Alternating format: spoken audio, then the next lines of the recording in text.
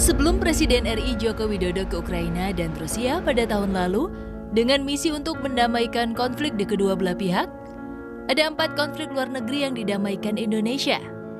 Atau tepatnya konflik ASEAN yang didamaikan Indonesia karena melibatkan negara-negara Asia Tenggara, yaitu Filipina, Thailand, Kamboja, Vietnam, dan Myanmar. Berikut daftar konflik luar negeri yang didamaikan Indonesia beserta penjelasan ringkasnya.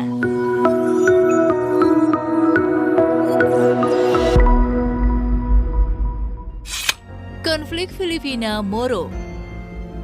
Niels Madler dalam buku Wacana Publik Asia Tenggara tahun 2005 menulis, bangsa Moro adalah penduduk minoritas beragama Islam di Mindanao, Filipina, yang jenuh karena selalu terpinggirkan sejak proses kristenisasi tahun 1940, usai negara itu merdeka dari Amerika Serikat.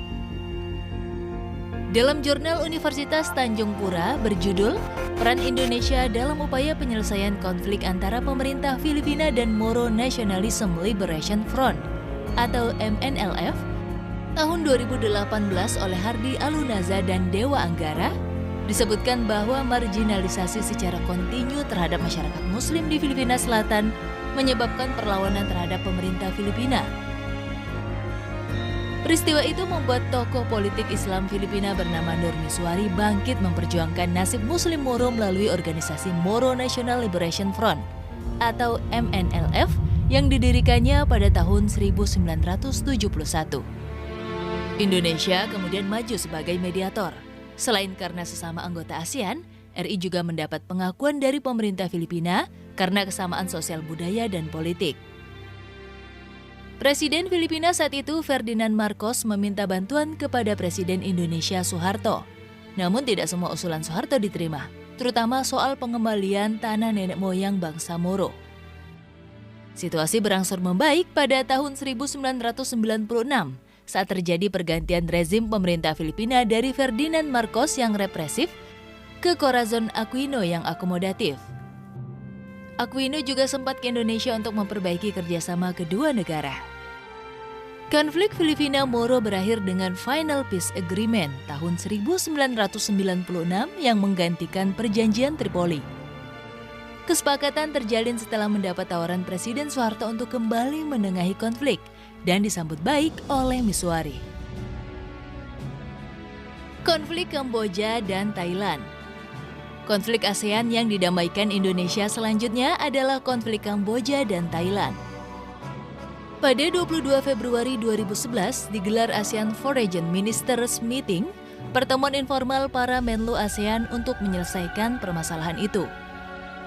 Dikutip dari Kompas.com pada 8 Mei 2011, konflik Thailand dan Kamboja terjadi karena sengketa perbatasan akibat peta yang dikeluarkan kartografer Prancis pada tahun 1908. Prancis mengatakan perbatasan harus diputuskan menurut garis batas air di sepanjang jarak Gunung Dongrak.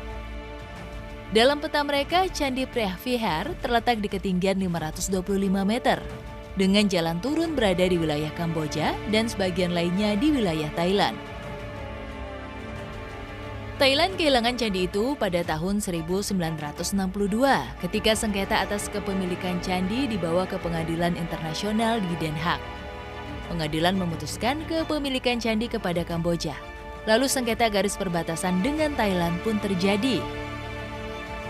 Pertemuan informal para Menlu ASEAN diprakarsai Indonesia selaku Ketua ASEAN dan merupakan tindak lanjut dari hasil sidang Dewan Keamanan PBB.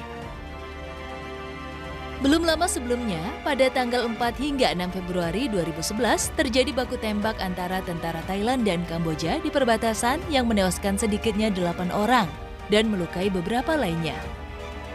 Menlu RI Marty Natalegawa kemudian melakukan shuttle diplomasi, menemui Menlu Kamboja Hornam Hong di Phnom Penh dan Menlu Thailand Kasit Piromya di Bangkok untuk mendapat informasi dari pihak pertama. Bersama-sama dengan Menlu Thailand dan Kamboja, Menlu Marty pun ke New York untuk memberikan pertimbangan dan masukan mengenai peran ASEAN dalam menyelesaikan konflik internal di kawasan. Langkah ini terbukti efektif dengan stabilnya kembali wilayah konflik di perbatasan Thailand dan Kamboja. Meski kawasan konflik seluas 4,6 km persegi yang diperebutkan masih tegang, namun para tentara yang bertugas masih bisa menahan diri untuk tidak kembali angkat senjata. Presiden Susilo Bambang Yudhoyono juga sempat menerima kunjungan Perdana Menteri Thailand, Abhisit Vejajiva, dan Perdana Menteri Kamboja Hun Sen pada tahun 2011 di pagi hari.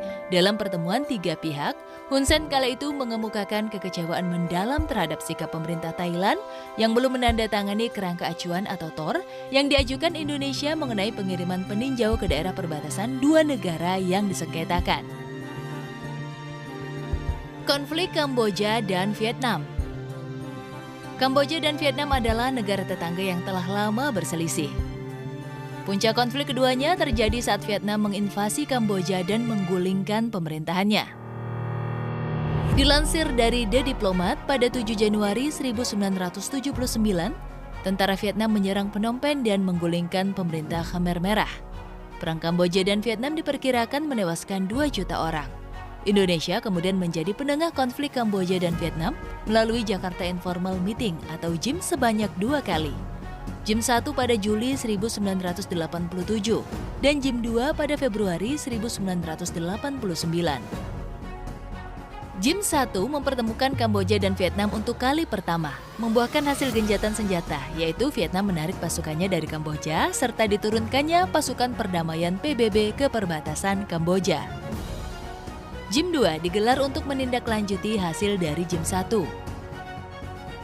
Perundingan yang panjang ini berakhir damai dengan tercapainya Perjanjian Paris atau Paris Peace Agreement pada 23 Oktober 1991 yang ditandatangani oleh 19 negara.